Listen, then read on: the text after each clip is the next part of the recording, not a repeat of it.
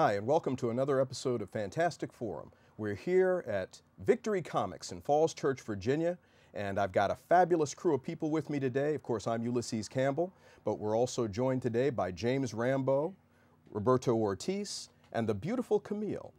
Now, today we're going to be talking about, well, a number of things, but we're going to start out with this penchant that the various studios have had for reimagining character, gender, and ethnicity. Now, just so you all know where I stand on this, I feel like whatever the original conception of these characters was, you should maintain that integrity. I mean, I think it's great if you want to add diversity. I mean, I'm all about diversity, but I think that there needs to be some different way of going about it than making, say, Perry White black, or, you know, Jimmy Olsen a woman, or, you know, something like that. And I'd like to know how you all feel about that. Considering, I'm sorry. No, it's okay. I was gonna say you. Considering the fact that most of these stories were created many, many years ago by a lot of white people, particularly lots of white men, there's very few, I want to say legitimate, for lack of a better term, opportunities for people of color and women to play major roles. The first thing that pops in my head in terms of original cast characters is like Etta Candy for Wonder Woman. And then as things progress, you get like Robbie Robertson for Spider-Man, and you get a couple characters here and there, but predominantly it's all white males. Well, actually, Etta Candy was white. Etta Candy was white, but she was a woman. So it's one out of two. I am not so married to the idea that Jimmy Olsen needs to be Jimmy Olsen. You want to bring in Jenny Olsen, that's fine, because you can still maintain the relationship. There doesn't have to be a romantic relationship between Clark Kent and Mr. or Mrs. Olsen. And there won't be. And there won't be. And it doesn't really change it for me. Actually, I agree with him. And the cool thing is that basically it expands the dynamic more. One thing that we as fans have to understand is that the concepts of the characters that we enjoy so much are constantly evolving, and the Superman we know now is not the same Superman that was in the 1920s and the 1930s. Sorry, in the 1930s and the 1940s and the 50s. It's constantly been evolving and changing. And if you change the ethnicity, maybe you're bringing new ideas and new concepts that would not be explored before. Maybe because she's a woman, basically she can bring a new angle. I mean, if you make it a woman of color, you can bring another angle to the story that would not be explore if it had been just a white guy. Well, but what do you feel like this does to the conception of the character, Camille? I mean, there are certain things that you can't change, like certain characters, like take Daredevil, who's very Irish, and his father, you know, doesn't want him to follow in his footsteps and become a boxer and all that kind of stuff. And it's like, yes, a woman could do those things, but not in the time era of when that was coming out. And I can't see that change up. But I mean, there's also a ton of influence from the Ultimates universe that I think is just kind of flowing in with, well, obviously, Nick Fury. So it just kind of depends.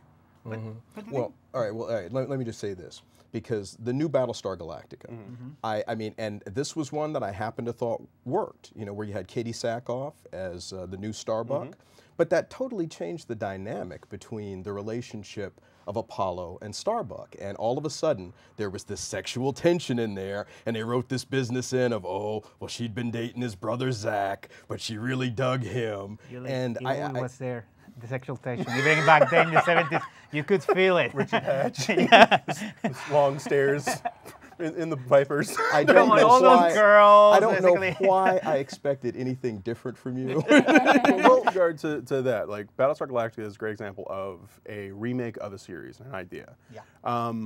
If you're just going to tell the same story, why do it? By changing the gender, you're able to add a new element and a new idea, and it can tweak the relationships. So I figure if you're going to do a remake, especially a remake, change some things up, you know, make something more interesting. I don't want to see the same story told a dozen times. And Katie basically took over the role. She basically made it her own. She made Starbucks from what was basically a clone of Han Solo. Let's face it, that's what the original Starbucks was, into a more interesting, well-rounded character. And the gender basically brought to it. And one thing I want to add is part of the problem I have is that mainstream society has an annoying habit in Hollywood of doing the opposite, of basically taking something that originally was supposed to be played by a minority and just saying, you know, screw this, we're basically going to go the safe route. That would be, for example, the Avatar movie. Remember that? Well, where they went watch basically all the main characters just to appeal to more mainstream audience. When the characters are supposed to be That's a particularly egregious example of that, okay? But the thing is, it's got to go both ways. And this is my issue, okay? Because a couple of years ago, there was talk about doing a Static Shock movie, but the producers went to DC and they said, hey, we'd kind of like to make Static white, you know? And if it's okay to make a white character black, then it should be okay to make a black character white. No, but it should be. It's not the same. I mean, I'm just saying that, you know, I don't know that I feel like it is. What do you think? I think there's so many white characters are so prominent, it's harder to go from black to white. It's like we already have a ton of white people in all of this. You know what I mean? So I feel like it's not quite as easy and simple to do that. So. And I agree with her. It's basically, there's a fantastic article on the escapists.com making that same argument, that it's a false equivalency. Because you basically, when you see most of the comic books out there, 80% of the characters tend to be either white or white. And if you're, or both, usually. But it's kind of, if you're a kid, basically reading that, you're looking, I'll give you a perfect example. Green Lantern. John Stewart for the longest time was basically the Green Lantern. One of the decisions DC Comics was seriously considering was killing off John Stewart. Because, well, if you're going to basically kill a character in a movie, it has to be the black guy. So they were going to kill John Stewart. They were going to kill him in the comic book. Yes. You know? I mean, and I know what you're saying with that, about how John Stewart, because of his presence in Justice League, became the Green Lantern for a whole generation of kids, even though it really was Hal Jordan. There was a huge backlash when the announcement of Ryan Reynolds was like, oh, well, now they're doing this character white.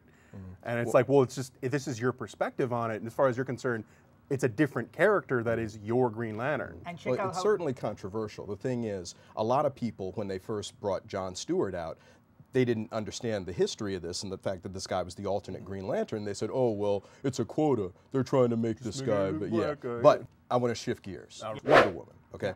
I love Wonder Woman. I think Wonder Woman's a great character. You know, we haven't seen a Wonder Woman movie, all right? I'm wondering, why in the heck is that? Daunting role to cast.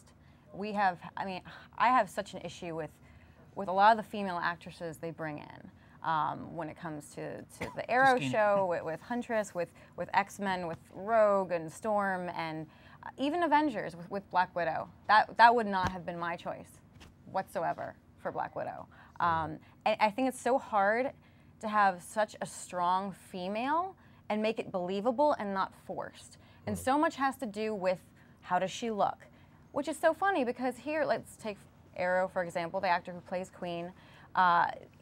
You're going to put all that effort into looking the part and acting the part and being the part, but for a woman, you're not going to put the same effort in. Like, let's look at Henry Cavill and all the work he had to put into that body.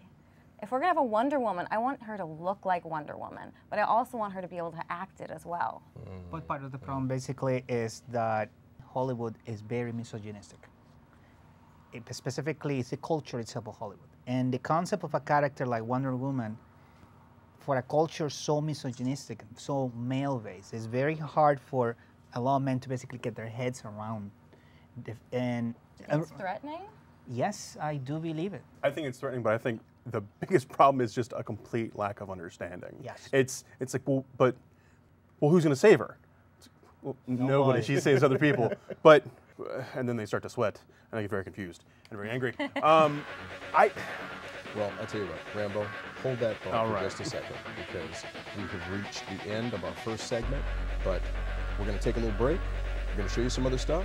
We'll be right back, and we're going to pick this up right where we left it off. Don't go away. Hi, I'm Barry Kidson, and you're watching Fantastic Forum.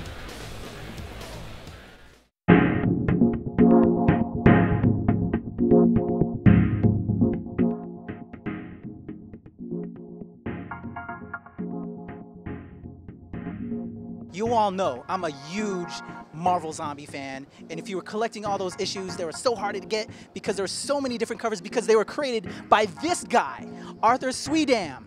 The Zombie King is in the house on Fantastic Forum. It is a pleasure and an honor, sir. Greetings from North Carolina. Can you tell us a little bit about how you got involved with the Marvel Zombies project?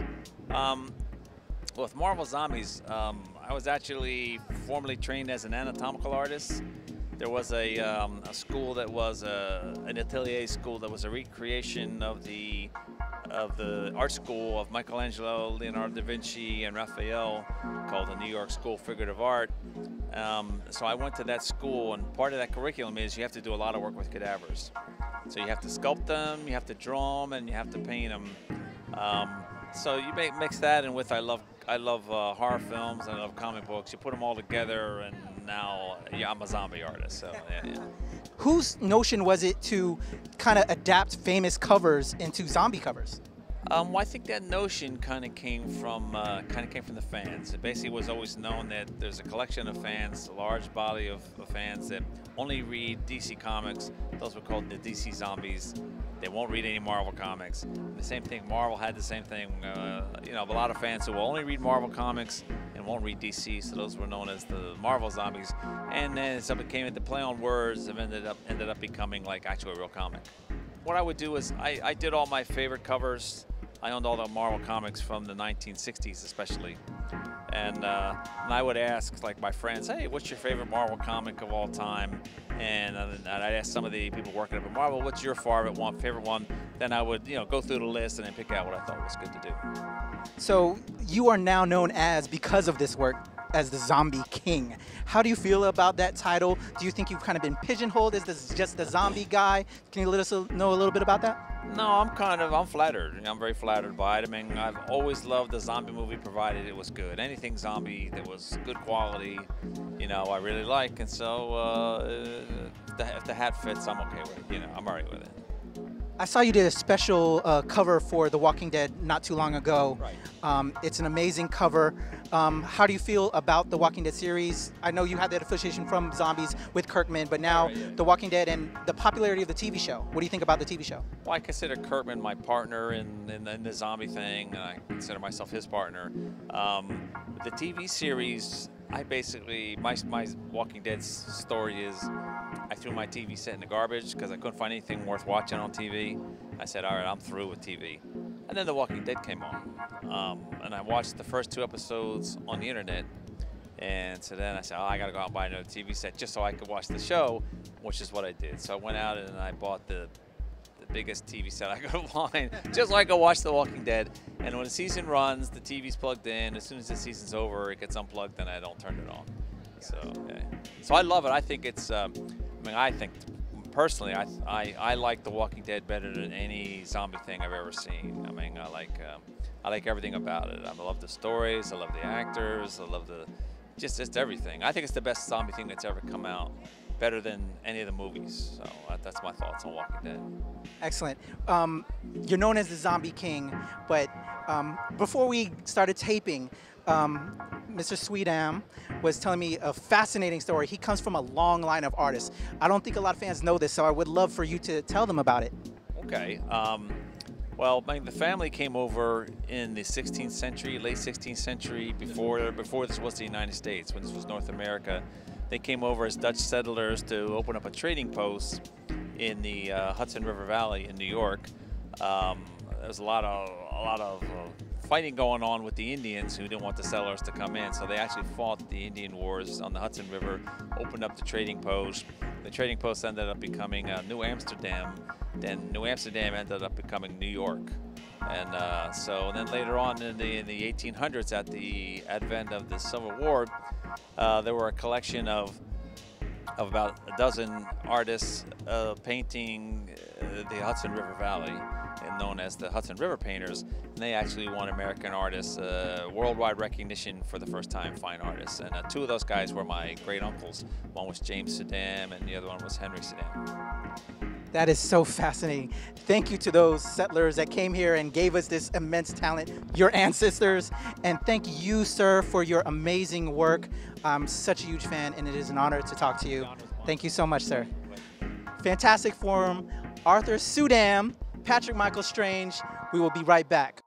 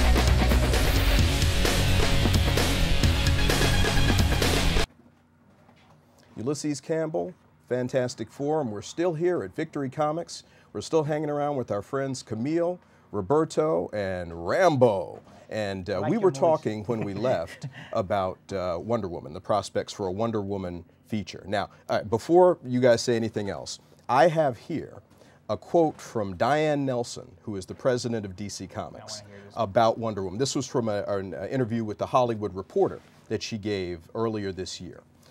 And I quote, "We have to get her right. We have to. She is such an icon for both genders and all ages, and for people who love the original TV show and people who read the comics now.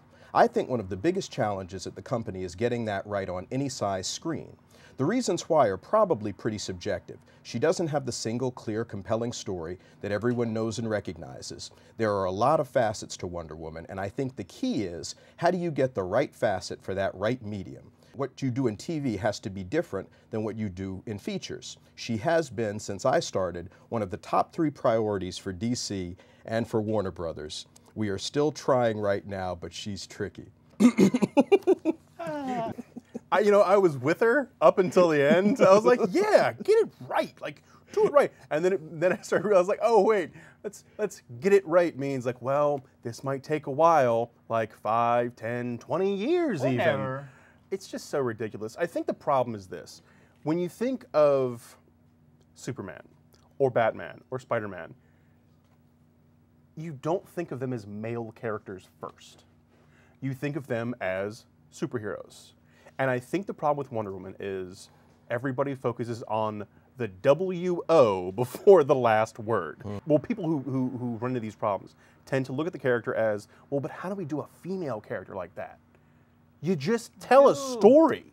There's just a lack of diversity problem is what creates this, because if you have, say, a white male author, and he's trying to write a black, in fact, I understand this is why the black character always dies in the horror movies first, because the white guy who's writing it has no idea how to write him. He's like, well, if I kill him, I won't have to worry about it, And he may not know how to write a female character, so it's a problem. Then work harder. Jeez, Louise. It's talk to another person who's not like you. It's not hard. Do research. That's what writers do. Talk to the people who are writing the comics. Azzarello is doing one of the few books that's been steadily good has been Azzarello's Wonder Woman. Yeah, for But all of again, DC's problems. DC doesn't like when people talk, though. They hate it. They don't let each other talk to other people, even if they're writing the same storylines. But she's right. Azzarello, basically what he got right, it's that he basically, the gods, but the he Greek stuff, turned the you lie, said that on another show. The lie that they tell about the character upside down, which is, oh, she doesn't have compelling secondary characters and bad guys. Yes, she does. Wait, she has a whole freaking Greek mythology behind her. But Diane Nelson says right here that she doesn't have a single, clear, compelling story that everyone knows and Challenge recognizes. of the Gods, George Perez, there. I went one. Or the Azzarello run that is running right now. And here's the worst part. Marvel, you know what they're going to do? They're going to do a Miss Marvel movie, and it's going to make a lot of money. Well, that's a great place to segue into something else that I wanted to talk about that sort of leapfrogs off this. It's the whole approach that Marvel Disney has taken to the beautiful way that they have created this fabric of their world, and then, the way that DC Warner has created their world. So how do we feel about that? Well, they're actually taking the time to plan these things out. I mean, they're planning out way ahead of time. Look at all these phases that we're looking at. Look how they're all tying in. Look how we're doing everybody's almost somewhat of an origin story with everyone. You're giving them the ability to be the characters that they're supposed to be, the spirits of who they are. Because I was actually mentioning this earlier, which is my biggest issue with Fox, is X-Men and Daredevil. They are not who they are. But if you look at Avengers, aside from a bit of Black Widow, I mean, the true characters come out, even in their banter amongst each other, and that's what you fall in love with. It can be a different story, it can be a whole new plot, but if they are who they're supposed to be, that's what's important. And one of the cool things is that I worship the ground Disney establishes as a corporation. Why? They're evil, but boy, they're smart. Because one of the cool things Disney does as a corporation is that they basically ask you 2 questions. How much money can you make me next quarter? And how much money will you make me 5 years from now? And when Marvel basically started doing the cinematic universe and they approached Disney and they realized that Disney and them were a good fit, one of the cool things is that Marvel and Disney realized that you have to have a short-term plan and a long-term plan in terms of you establish everything, and you have to have a concise, clear vision. Warner Brothers, on the other hand, they're playing a good imitation of the Keystone Cops, where they're basically it's like, okay, we Well, it's not a basically good can do this. imitation. Okay, whoa! I was 17, you know, seeing Superman, actually I was a little younger than 17, but seeing Superman the movie in 1978.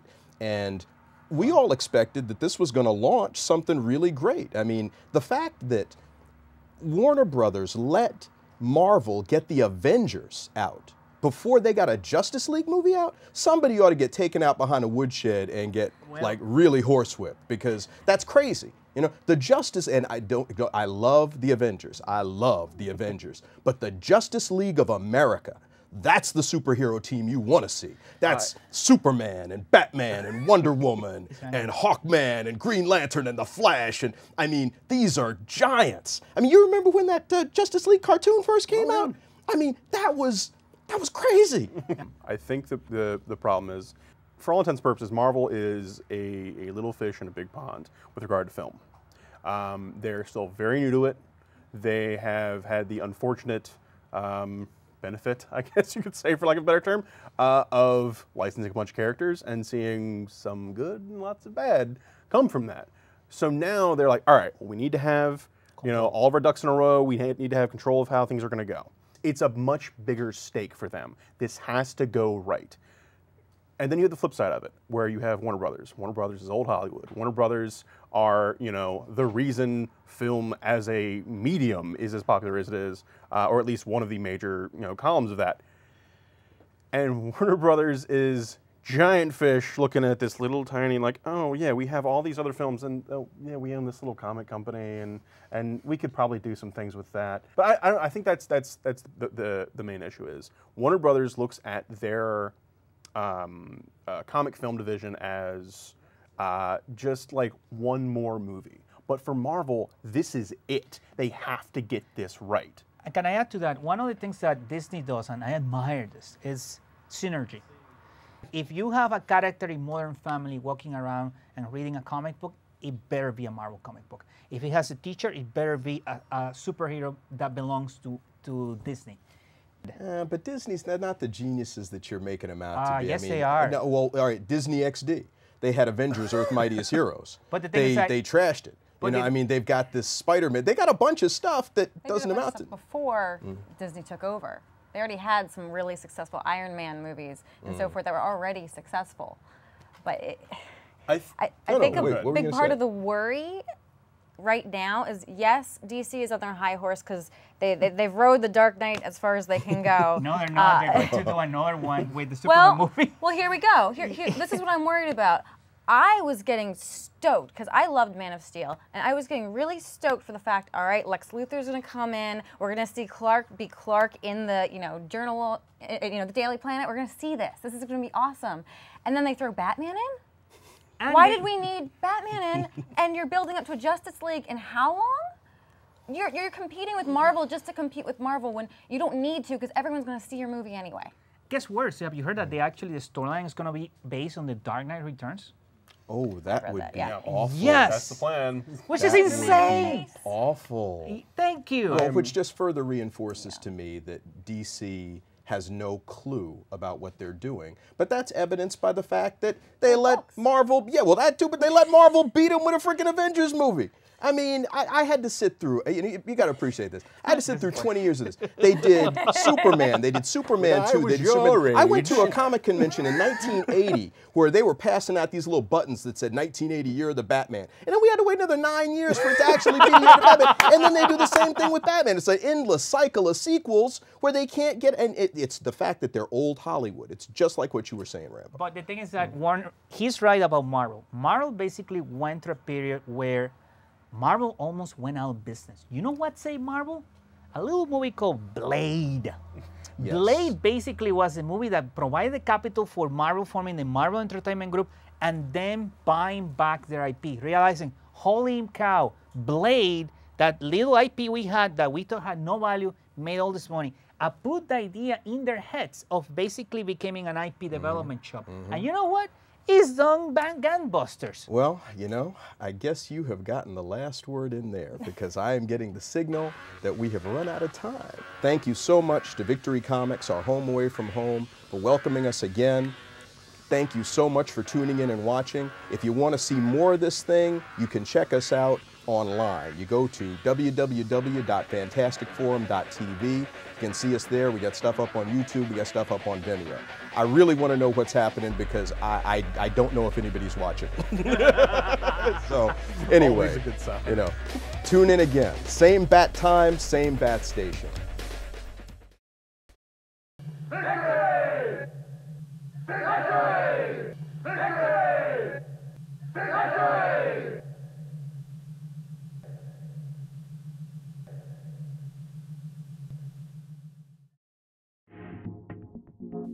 Join the Fantastic Forum fan community on Facebook and follow us on Twitter for all the latest news and updates.